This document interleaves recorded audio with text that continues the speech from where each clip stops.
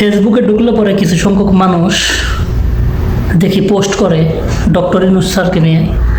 Doctor Yunus sir এটা করলো কেন, সেটা করলো কেন, এটা সমস্যা সেটা সমস্যা, মানে বিভিন্ন রকমের সমস্যা মনে করেন যে ফেসবুকে বিভিন্নভাবে মনে করেন যে পোস্ট করতেছে। তো আমি আসলে সেই ভাইদের উদ্দেশ্যে কিছু কথা বলতে চাই। সেটা হচ্ছে যে আপনার 17 বছরের খাওজানি চুলকানি কোনদিন 17 দিনে ভালো হইতে পারে না, এটা আমাদেরকে বুঝতে হবে। যখন 17 বছর আপনার বাক স্বাধীনতা ছিল না, তো আমার একটা কথা মনে পড়লো আর কি।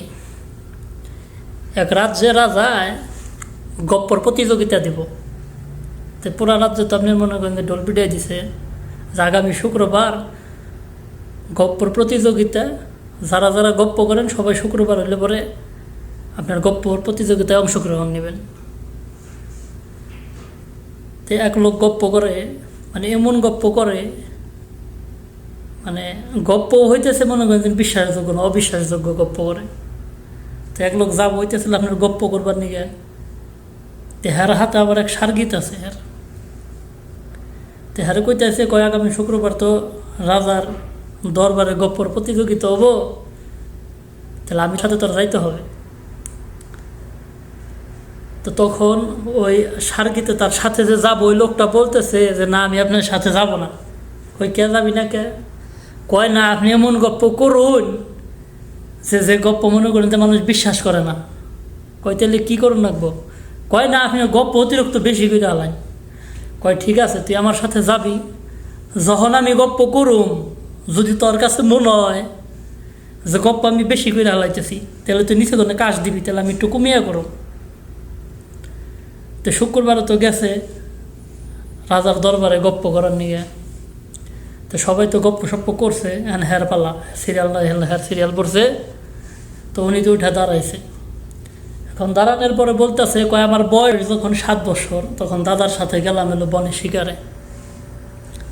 তো শিকারে যাওয়ার পরে খুব কষ্ট করে আমার দাদা একটা বাঘ শিকার করলো।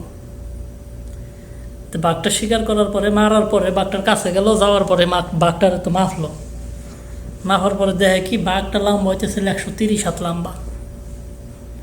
তো 130 হাত আর তো বাঘ হয় না। তো গপ্প একটু বেশি বাড়িয়া করে হালাইছে।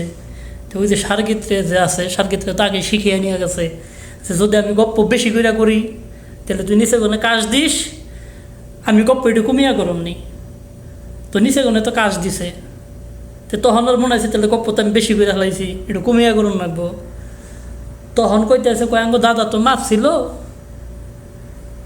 তো নাড়ি ঢুকা বেহাতের আসিল, হয়তো মাফি একটু ভুল হয়েছে, 120 হাত না হইলে পরে 90 হাতের কমার হবো না, 90 হাত হবই। তো নিচে কোনো তো কাজ দিছে আবারও, কিরে 90 হাত কি বাক হয়? তো তখন কইতেছে কয় না 90 হাত হয়তো হবো না। দাদা আবার মানুষটা একটু খাড়া খোড়া আসাল, তো হ্যাঁ রাত তো হইতেছিল ছোড়ো। তো হ্যাঁ রাত দিয়ে মাপলে পরে 90 হাত হবো না, 60 হাত হবই, 60 হাতের নিচে আর হবো না। নিচে কোনো তা আবারও কাজ দিছে, 60 হাত তো আর বাঘ হয় না। তো কাজ দেওয়ার পরে কইতেছে কয় 60 হাত হয়তো হবো না, একটু কম হবো। কারণ আমার দাদা যখন মাপছে, ওই মাপের যে যখন লাঠিটা ধরছে হয়তো ভালো করে ধরা হারে না, 60 হবো তো হবো না, তবে 60 হাত না এলে পরে 30 হাতের কম আর হবো না।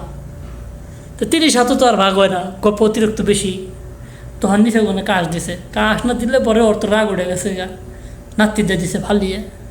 এই 90 তোর 120 হাতে কোনো 30 হাত করে কমাইতে ঘুমাইতে ঘুমাইতে ঘুমাইতে 30 হাতে ঠেকছি। আর যদি 30 হাত মনে কর যে বাতি দিয়ে দিই, তাহলে তার আমার ভাগই থাকে না। তে আপনি ডক্টর ইউনূস সাহেব, উনি তো ছিলেন ঠান্ডা মাথার খেলোয়াড়, উনি গপ্প করার লোক না। উনি যেটা করবেন, উনি হচ্ছে আপনার মনে করেন যে সাইলেন্ট কিলার। উনি মনে করেন যে যেটা করবো সেটা ওই সোশ্যাল মিডিয়াতে মনে করেন যে একদম ছড়াভরা করতে হবে এমন না, যে একজনের একটা শাড়ি দিলাম, একজনের একটা কাপড় দিলাম, আপনার মনে করেন যে ফটো তুলে মনে করেন যে সোশ্যাল মিডিয়া ভাইরাল করলাম। আসলে এরকম না।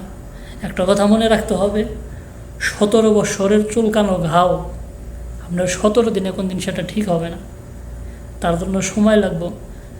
আমরা বাংলাদেশের মানুষ যারা আছে একটা কথা মনে রাখবেন, এখন বর্তমান যিনি আমাদের রাষ্ট্রের প্রধান আছেন, ওনার মতন একজন লোকের রাষ্ট্রের প্রধান হিসাবে পাওয়াটা মনে করেন যেন ভাগ্যর ব্যাপার।